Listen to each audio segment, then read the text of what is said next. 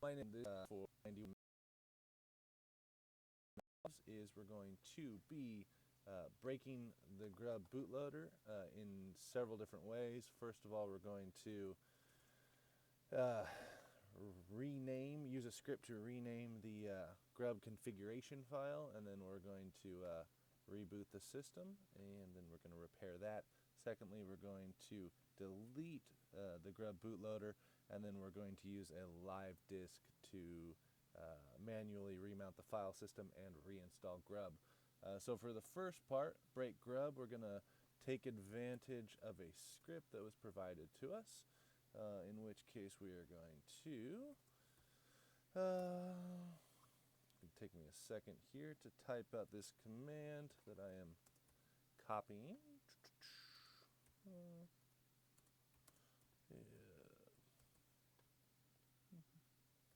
Opus.cis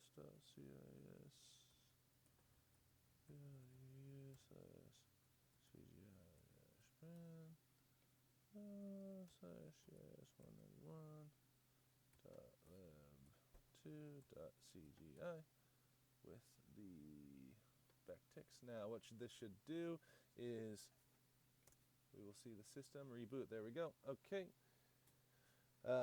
So if that worked correctly, that renamed the GRUB configuration file, and it's going to reboot, and it's going to end up here. So this is the GRUB command prompt, minimal bash-like line editing. So if we do a listing, we see these are HD0 is the first disk with two partitions, MS-DOS 5 and MS-DOS 1. HD1 is a second hard disk.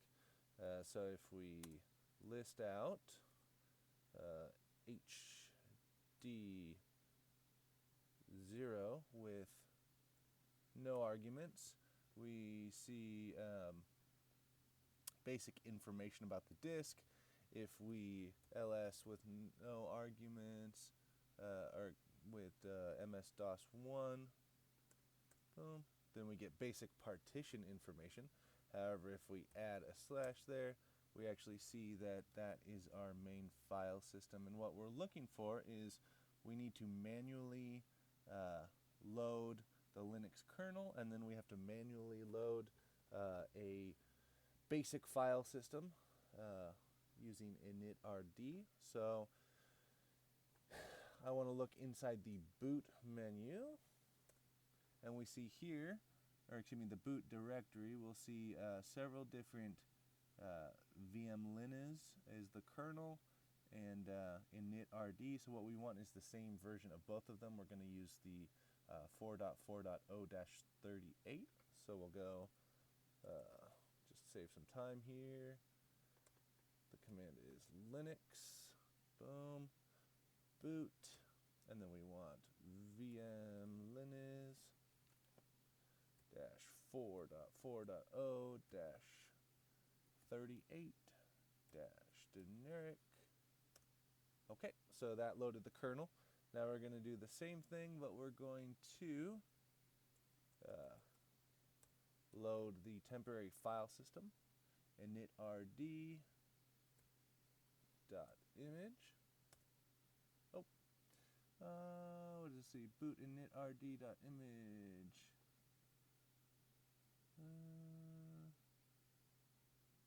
Is not found.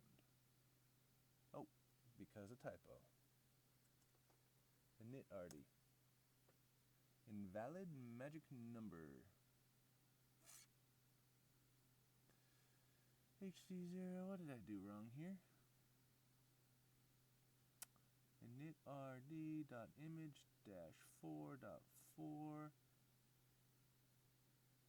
boot initrd.image-4.4.0-38-generic. So that should work. And it is not. So, oh, because I forgot to change the command. This command should be initrd. And I'm back to square one. So, let's go.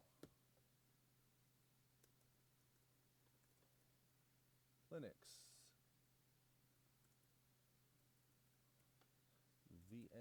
Linux. Okay, there's the kernel. And first change the command initrd, and then initrd -.image. Okay, so that is the kernel and the temporary file system are now mounted, and now I'm going to try to boot the system. And what's going to happen is I did not tell it where the root file system is, and so it's going to end up here in initramfs. So what I need to do now is I need to actually mount the file system. So we're going to, if we ls, we see that we're in a temporary file system. That was the initrd. We're going to make a directory /mount. You can see /mount is there now. Now we're going to mount dev sda1, I believe is the where the file system is, onto mount, and it says couldn't mount as ext3 or 2. Then it looks like it's an ext4-fs file system. So now if we ls mount, we see there is our actual file system, not just the temporary one. So what we want to do now is we want to find the grub configuration file, which is in boot. So if we go ls mount boot grub, we see that,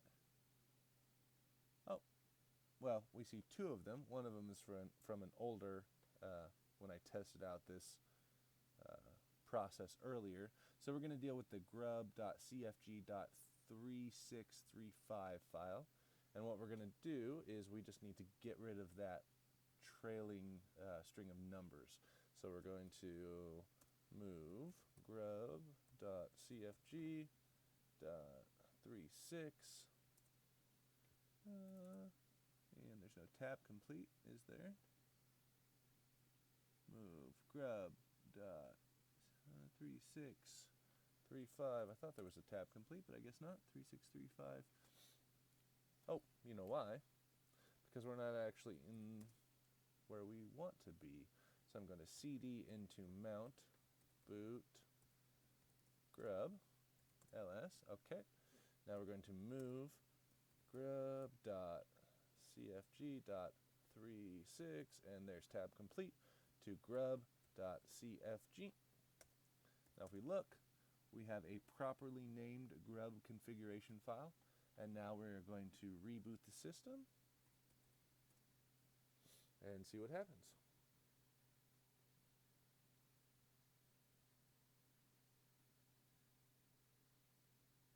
And there you go. Okay.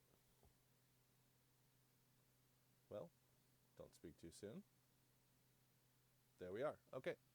So what we did was we renamed the grub configuration file. I would imagine that had it been misconfigured, we could have gone in there and reconfigured it. I'm guessing, though I don't know if there is text editing in that particular system. So now what we're going to do is we're actually going to go in and we're going to delete the grub bootloader off of the disk. Not usually recommended, but probably something that may happen at some point. So if we look at the instructions, it says the dd command is a low-level copy utility. We're going to use it to delete the MBR, but first we're going to save a copy. So we're going to go sudo dd. Input file is going to be dev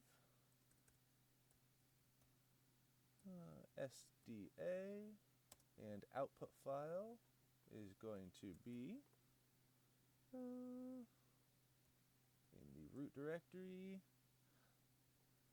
lab. Well, it's telling us to call it lab 2, but let's call it backup .image.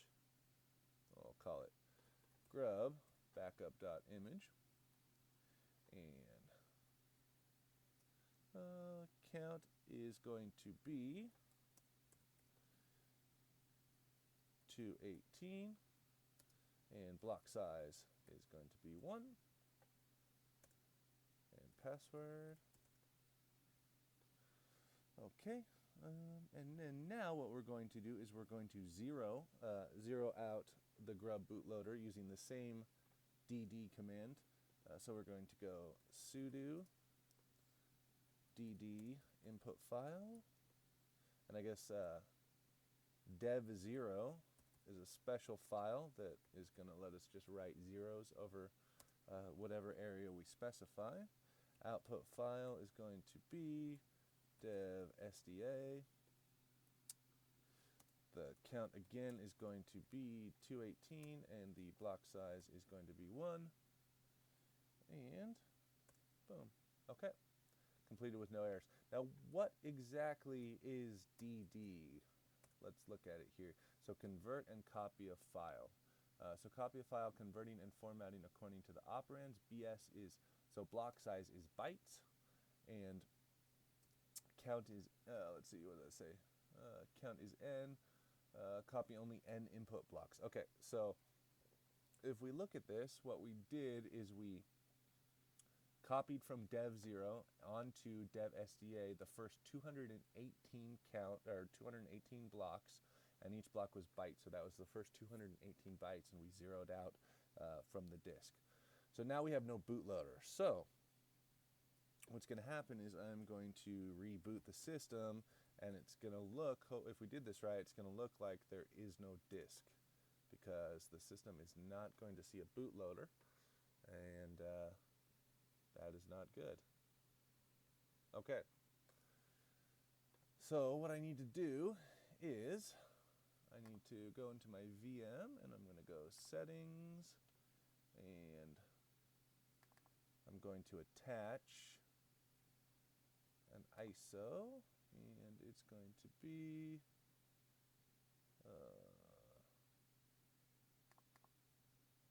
ISOs. Okay. And then we're going to connect on power on. There we are. Okay. We're going to power off.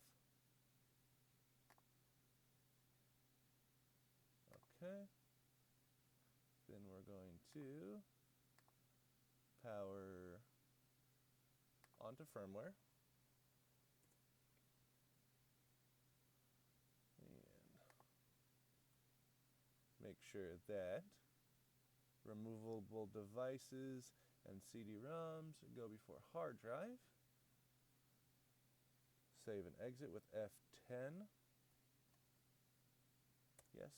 Now it should boot. There we go. Okay, onto the live CD. Give it a second here.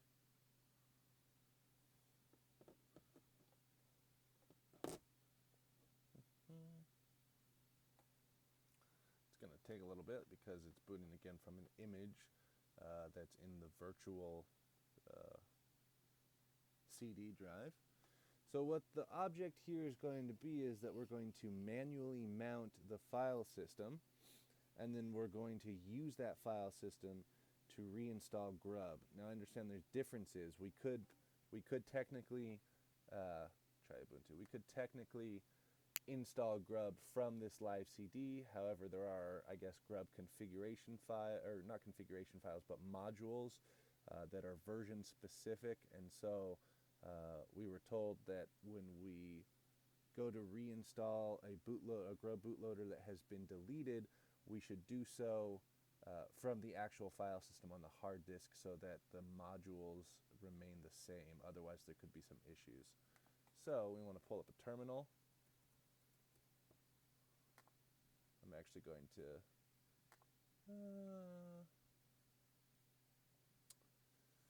system settings, display, and I think it's 14. Alright, that's better. Keep this configuration. Okay. So what we want to do is, let's change into root here. Sudo S. And just just for the heck of it, let's look at what we got going on. So SDA, SDA1, SDA2, and SDA5. SDA5 is the swap partition. I think 2 is the, well, SDA1 is the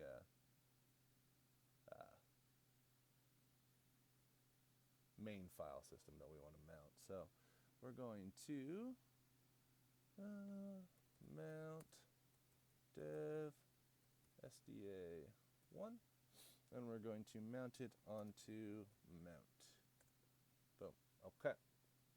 Now what we want to do is mount a temporary device, what we want to do is we want to mount,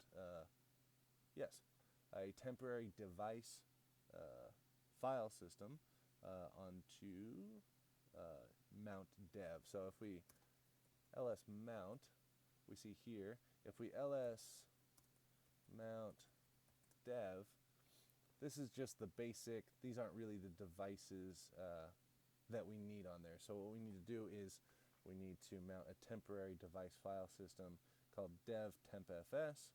So we're going to mount a file system of type dev tempfs. It's going to be a device file system, and we're going to mount it onto mount dev. Okay, so now if we look again, we have all of those. So that's the temporary device file system that we just mounted. So it says now you have now recreated disk volumes necessary to go into your crash disk and reinstall GRUB. To do that, use the commands. Well, before we do that, I think what we also want to do is we want to mount proc. Well, actually, before we do that, let's look at ls mount /proc. Nothing in there. So I think what we want to do is mount proc mount. Okay. And then if we look at ls mount proc, then we got all those processes now. And what we're just trying to do is we're trying to recreate the workable system so that we can then mount GRUB. So what we're going to do now is, reinstall GRUB. We're going to chroot into /mount. Okay. So now we're back into the file system that we just mounted. Okay. So now we're going to reinstall GRUB. GRUB install. Into dev SDA. And it's telling us to pipe into, or to tee into a log, but we're going to skip that.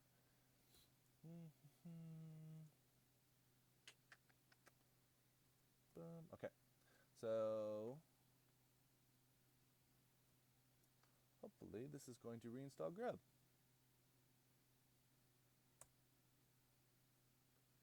Device mode not found, device node not found, installation finished, no errors reported.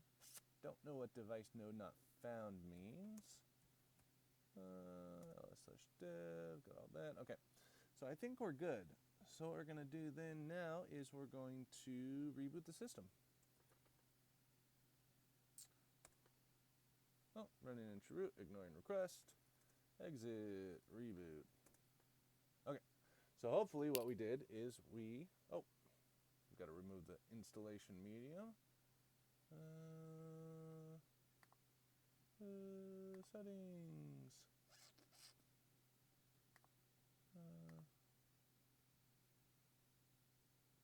Save. Okay. So what we did hopefully is reinstall GRUB.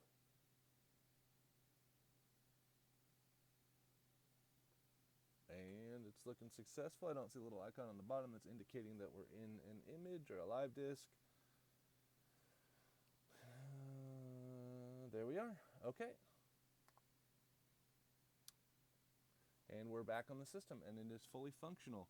So that has been project, what was that? Project 3? Yeah, Project 3, Disaster Recovery. Fairly straightforward manipulation of GRUB configuration and reinstallation of the MBR.